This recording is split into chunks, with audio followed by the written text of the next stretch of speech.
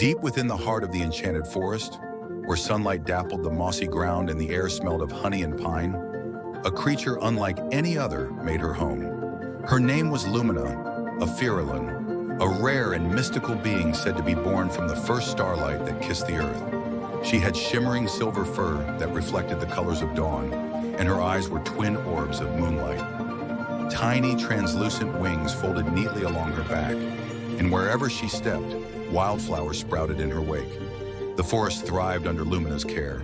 Streams sparkled with the clearest water, trees grew tall and strong, and the animals lived in perfect harmony. Yet despite her beauty and power, Lumina carried a quiet sadness.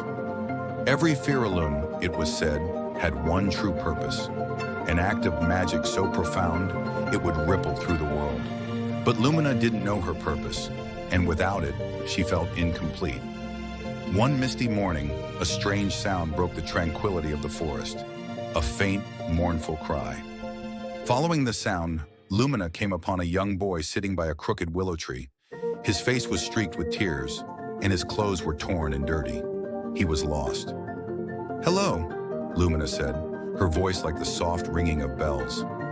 The boy gasped, startled by her presence. "Who are you?" he asked, wide-eyed. "I am Lumina," she said gently. "What brings you to my forest?" I don't know," the boy stammered. "I was playing near the edge of the woods, and I think I wandered too far. I can't find my way back." Lumina tilted her head, her luminous eyes studying him. "You are afraid," she said, "but do not worry. I will help you." With a sweep of her tail, she conjured a path of glowing mushrooms that lit the way through the thick forest. She walked beside him, telling stories of the ancient trees and the stars that sang in the sky. Slowly, the boy's fear melted away.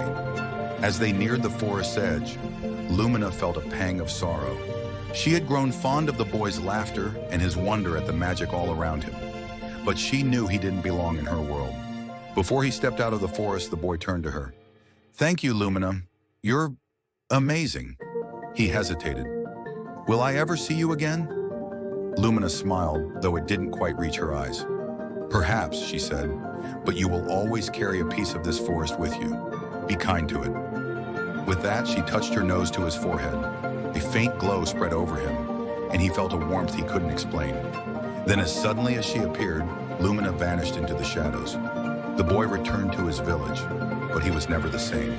He grew up to become a great protector of the natural world, planting forests and safeguarding creatures.